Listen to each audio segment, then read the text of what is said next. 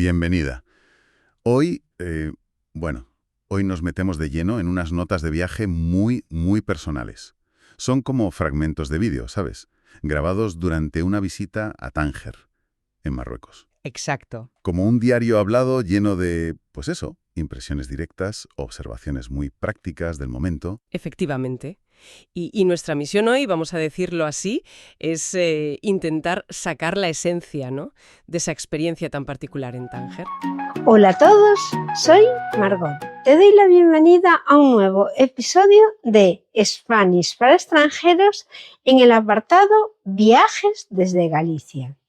El podcast donde exploramos la vida cotidiana, los viajes con mirada local y cómo cuesta prepararlos desde Galicia y todo lo que hace especial esta cultura hispana y lo que le llama la atención de otros países. También os cuento mis pequeñas aventuras por el mundo. Hoy traigo un episodio algo más personal porque estoy segura que te va a encantar. Te voy a contar los preparativos y los planes para nuestro próximo viaje a Tánger, en Marruecos. Una escapada en familia que nos tiene muy ilusionados. Estaremos allí una semana en una casa alquilada, viajaremos en coche hasta Tánger desde La Coruña y todo esto contando las anécdotas personales que nos pasen, cómo preparamos el viaje, los sitios que tenemos intención de ver y los que finalmente visitaremos. Serán experiencias que no queremos perdernos y que nos gustaría contaros por si vosotros viajáis también a Tánger, que podáis disfrutar de los mismos sitios que a nosotros nos gustaron. Vamos a ver un poco la logística del viaje que se menciona, las sensaciones culturales. Sí, sobre todo cuando se compara con otros sitios más conocidos de Marruecos, ¿no? Y ojo, muy especialmente la experiencia de compras y las cosillas que esta persona observó allí. Justo, queremos entender qué hizo que esta visita fuera, pues, diferente o memorable a través de estas pinceladas tan concretas que nos dan. Así que, vale, vamos a empezar a desgranar esto. ¿Por dónde empezamos? Quizás por algo muy práctico que mencionan casi al principio, la visita guiada. Me parece bien, sí. Es un buen punto de partida porque ya nos da una pista sobre cómo enfocaron el viaje, ¿no? Recomiendan hacer una visita guiada que contrataron por Guru Walk, una de estas plataformas online, ¿sabes? Ah, sí, las conozco. Claro. Que conectan viajeros con guías locales para tours que funcionan un poco a base de propinas, ¿no? Y bueno, dicen que duró unas 2 horas y media y que la valoración fue muy positiva. Sí, lo destacan. Dicen que tener a alguien de ahí local explicando la historia, pues ayuda mucho. Incluso para recordar cosas que igual ya sabías, pero tenías olvidadas, ¿no? Claro. Y un detalle importante que comentan. El grupo era pequeño. Y eso, claro, hizo el recorrido muy manejable, como dicen. Les permitió empezar rápido y ver bastante en ese tiempo. Parece una forma eficiente de ubicarse, ¿no? Exacto. Yo creo que es una inversión de tiempo inicial muy inteligente, la verdad. Sobre todo en una ciudad con tanta historia como Tánger.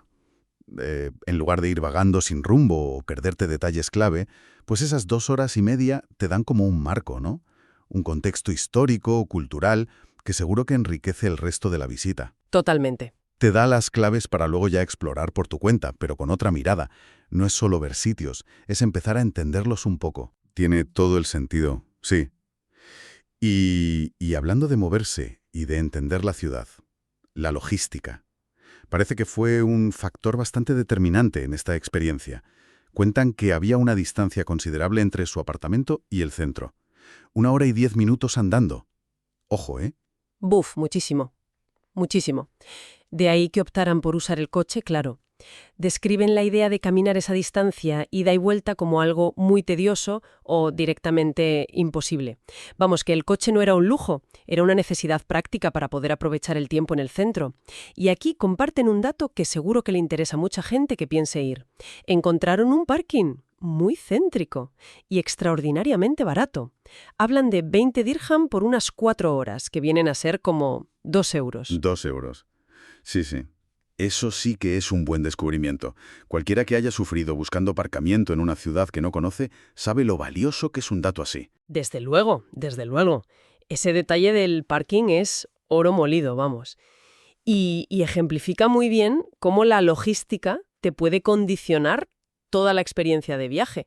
No es solo la comodidad de no tener que caminar más de una hora. Claro. Es la libertad que te da. Les permitió, por ejemplo, mantener su plan de no comer fuera. Cierto, comentan eso, que siguieron con su idea de no comer ni beber fuera de casa. Aunque reconocen que tener que coger el coche para volver a comer al apartamento era un poco incordio.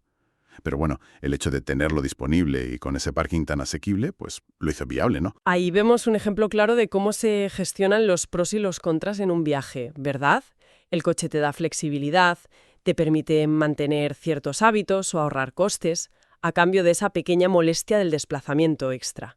Es una solución de compromiso muy personal, totalmente adaptada a sus prioridades. La logística no es solo cómo te mueves, es cómo vives el lugar. Y esa forma de vivir el lugar, esa comodidad relativa que parece que encontraron al resolver la movilidad, quizás influyó también en cómo percibieron el ambiente general de Tánger. Porque aquí viene uno de los puntos más interesantes de las notas, yo creo. La comparación con Marrakech. Sin duda esa comparación es muy, muy reveladora. Describen Tánger como una ciudad que no es tan típica como Marrakech. No se refieren tanto a que falten monumentos espectaculares, aunque sí apuntan que quizás no hay muchas cosas que ver en ese sentido clásico, sino más bien al ambiente general, a la interacción con el entorno. Exacto. El énfasis lo ponen en la experiencia del visitante. Se dice, literalmente, que en Tánger no hay tanto acoso en las tiendas persiguiendo al turista, que no se sintieron tan presionados, ¿sabes? Ya. Describen la experiencia de viaje como mucho más cómoda precisamente por eso. Porque no existe esa sensación de tanto regateo constante o esa presión comercial tan intensa que, bueno, a veces se asocia con otros destinos. Y lo contrastan de forma muy directa con Marrakech, a la que llegan a calificar casi de turistalandia. Sí, usan esa palabra. La describen como mucho más típico, sugiriendo una experiencia más enfocada al turista, quizás más predecible o incluso, agotadora para cierto tipo de viajero. Lo que se desprende es que Tánger parece ofrecer una interacción más relajada, ¿no? Menos mediatizada por el turismo de masas. Ingresos. Mientras que fuera de la Medina viven personas con más ingresos.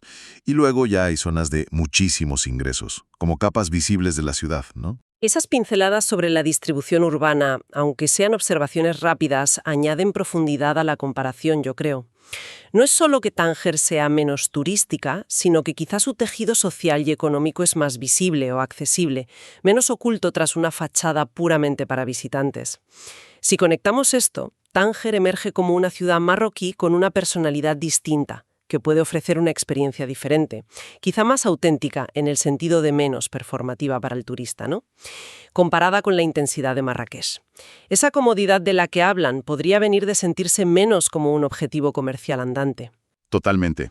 Y esa menor presión comercial nos lleva directos al siguiente gran tema de estas notas, el mundo de las compras, que parece que les llamó mucho la atención. Describen dos áreas muy distintas. Primero, el zoco, o los zocos, Gran Zoco y Pequeño Zoco, dentro de la Medina. Sí, ahí describen un poco lo que uno podría esperar, ¿verdad? Artesanía local, productos a buen precio, artículos baratos y, como dicen, las imitaciones, lo típico que hay en Marruecos. Es el corazón comercial más tradicional, bullicioso, variado, pero luego se detienen en una zona completamente diferente, fuera de ese circuito más típico, la calle México. Cuentan que son tiendas que abren más tarde, por la tarde, y que había muchísima gente comprando. Y lo interesante es lo que venden allí. Aquí es donde la cosa se pone curiosa así. Mencionan marcas muy conocidas, Miu Miu, Lacoste, Chanel, y también zapatillas deportivas muy populares como las Adidas Gazella o Samba. Describen estos productos como cosas de marca, pero a un precio reducido, aunque hacen la matización importante de que no es exactamente barato. O sea, que sugiere un nivel de precios intermedio. Y lo que más les sorprende, o eso parece, es la calidad que percibieron en estas imitaciones. La frase literal es: yo creo que son imitación por el precio, pero es que están muy bien hechas. Les llamó mucho la atención, incluso admitiendo que no son personas muy marquitas. Parece que la calidad visual era notable. Vamos, este fenómeno es fascinante, la verdad. Tenemos, por un lado, el zoco tradicional, con su artesanía y productos locales, Y por otro, este mercado paralelo muy activo en la calle México, especializado en imitaciones de marcas globales que, según esta percepción directa, alcanzan un nivel de fidelidad muy alto. Refleja claramente una demanda local y quizás también turística de estos símbolos de estatus globales, pero a precios más accesibles que los originales, claro. Pero es que la historia se complica todavía más, porque no solo vieron imitaciones de lujo, también encontraron artículos etiquetados como Zara, zapatillas, zapatos, sandalias, y aquí es donde empieza la especulación en las propias notas. Exacto. Cuentan que alguien les comentó la posibilidad de que, como Zara fabrica en Marruecos, parte de esa producción, bueno, se quede para vender en estas pequeñas tiendas y que al final hasta puede ser original. Es una hipótesis que abre muchas preguntas, ¿eh? Aunque la propia persona que narra las notas muestra cierto escepticismo lógico, dice, no sé hasta qué punto, porque lo que cuesta la piel y todo eso, yo creo que también hay que pagarlo. Deja la duda en el aire, no se atreve a afirmarlo. Y precisamente esa duda es lo más interesante, yo creo.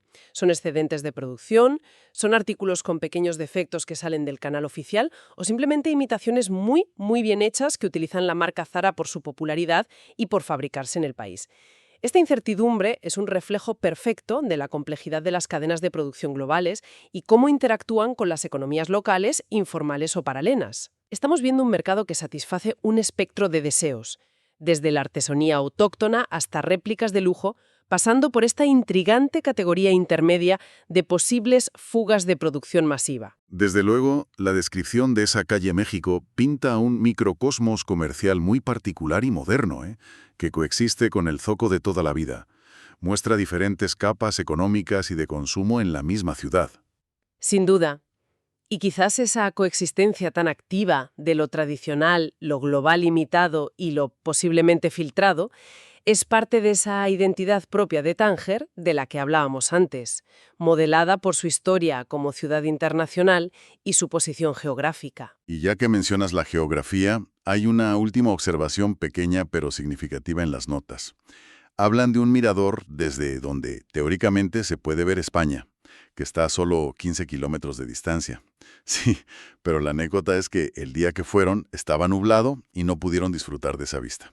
Se queda como una cuenta pendiente. Tendremos que volver otro día a ese mirador para ver España desde Tánger.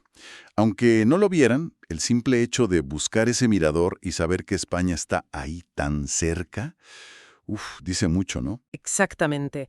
Ese detalle, aunque sea anecdótico, subraya potentemente la posición geoestratégica única de Tánger. Es literalmente un puente entre continentes, un lugar de encuentro y tránsito histórico entre África y Europa.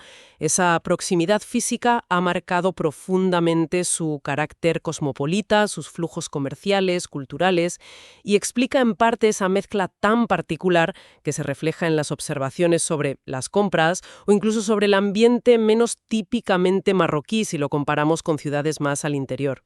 Entonces, si intentamos juntar todas estas piezas, ¿qué imagen de Tánger nos dejan estas notas personales?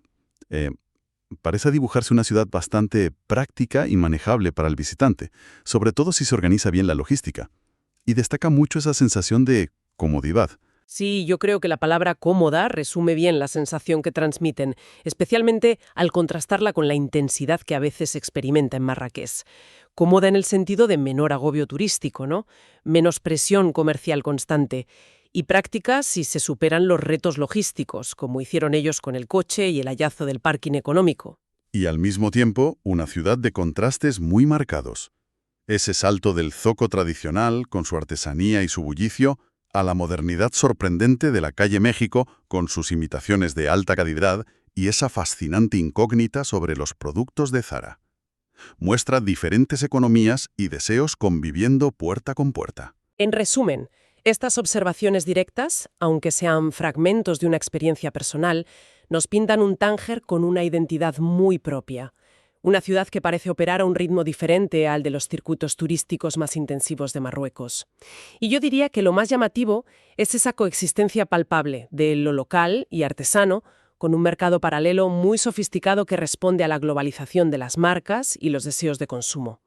La impresión general es la de una experiencia marroquí quizás más relajada, menos centrada en la transacción continua con el turista, donde es posible observar otras facetas de la vida urbana y económica. Y precisamente esa complejidad del panorama comercial que describen me sugiere una última reflexión.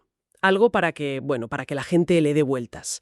La historia de las imitaciones de alta calidad y la especulación sobre los posibles artículos originales de Zara vendidos fuera de los canales oficiales plantea una pregunta de fondo, creo yo. ¿Cuál sería esa pregunta?